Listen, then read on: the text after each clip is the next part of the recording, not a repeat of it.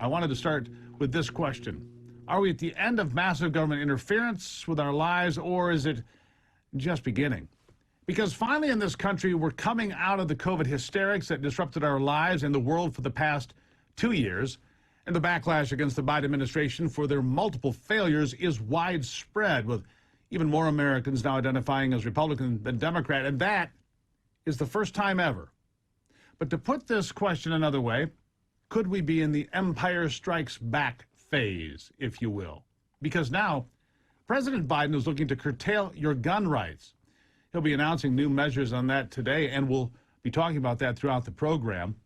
Also, America's favorite TV doctor, Tony Fauci, says more COVID mandates could be coming very soon if we see cases continue to rise.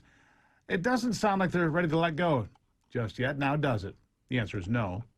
We're also seeing warning signs from across the Pacific and China of what ultimate government control looks like.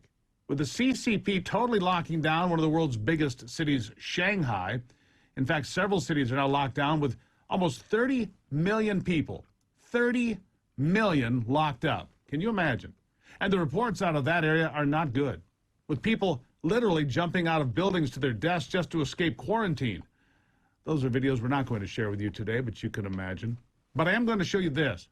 People screaming from their apartment buildings to be let out. Remember, the lockdown there has been going on so long that citizens have run out of food. And they're not allowing anyone to go outside to get more. This video is chilling, extremely disturbing, but I think you need to see it. Listen. 这个是正常人的叫啊，好了，终于200人，所有人都在叫，要命了！就刚刚5分钟前头，叫啊没几个了，现在突然之间，所有人都叫了，要死！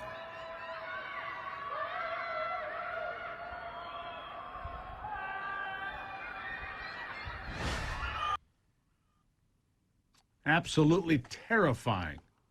And here's another video of a man at the end of his rope, running out of food, facing unknown future and not knowing what to do. Listen to this. 我不多吃，我就不多，我生在这实惠的，我实惠是我父母给你供了2个月，这2个月他们怎么过的？我的外婆。 独居老人，没有人照顾，你把我们封着，他喝什么？他吃什么？你把人给逼死了！我操你妈！这还是政府是人吗？对着老百姓造反吗？我都说我们别动我50了已经，说我刚才人出来了，你哪都别动我，谁都别动我了。 你在政府委就要哭呀！4月能看到，我这北到只有我本事，我没什么标了。 Absolutely heartbreaking. And food riots are also taking place in the city. Watch this.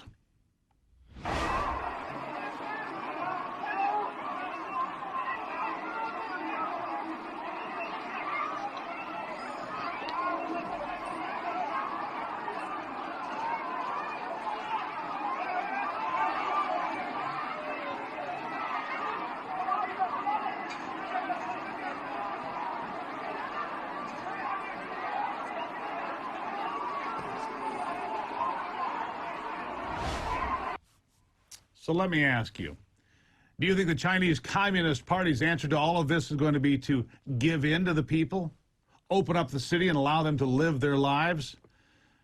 Or do you think it's going to be the exact opposite of that? If you chose the latter, you'd be right. Because more and more Chinese soldiers continue to deploy to Shanghai and those other cities, and despite what the government may say, it's not for the people's own good. It is something very different, for sure. And I wanted to show you all of that because China today is exactly what happens when so-called experts tell the people what is good for them, what you're going to do, instead of letting the people decide what's best for themselves. And to be fair, I'm not saying our leaders want what is happening in Shanghai to happen here, but many of the West's elite have praised China repeatedly. Who? Well, take the Prime Minister of Canada, Justin Trudeau, for example. Listen. There's a level of admiration I actually have for China, because their basic dictatorship is allowing them to actually turn their economy around on a dime and say, we need to go green as fast as we need to start investing in solar. I mean, there is a flexibility that I know Stephen Harper must dream about, of having a dictatorship that he could do everything he wanted, that I find quite interesting. Now, of course, he said that a bit tongue-in-cheek, and to be honest with you, China's building coal-fired power plants, not windmills and not solar panels. They're selling those to us. But you know what they say, there is some truth in every joke that is made, even those from Justin Trudeau. And we just saw the way he handled the trucker protest in his country.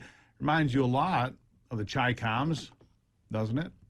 Luckily, here in America, we have a more robust defense against government overreach like that, but that's not stopping the experts, like Tony Fauci, who says mask mandates may need to go back into effect soon. Here's the TV doc. But the idea that we're going to see an uptick, I think people need to appreciate that that's the case and follow the CDC guidelines, because remember, when the metrics were put forth, the new metrics looking at the guidance of masking, it was said that if we do start seeing an uptick, particularly of hospitalizations, we may need to revert back to being more careful and having more utilizations of masks indoor. But right now, we're watching it very, very carefully. Pretty interesting he's teeing this up right before the midterms, isn't it? Maybe just in time to send out millions of mail-in ballots, to make sure people can vote safely. But that's a different discussion we'll get back to. Now, I'm not saying that indoor mask mandates are remotely the same thing as what the Chinese are doing to their people in Shanghai and elsewhere, but I will point you to an older Fauci clip where he said this. Listen. The UK is very similar to where we are now in outbreak, because each of our countries have that independent spirit, but we don't want to be told what to do. Well, I understand that, but now is the time to do what you're told. And I think it really is something that we should be doing right now. Guess that's a laughing matter to the good TV doc. He understands Americans have an independent spirit. They have this thing embedded in them called freedom. But now's the time to do what you're told. Sounds similar to this.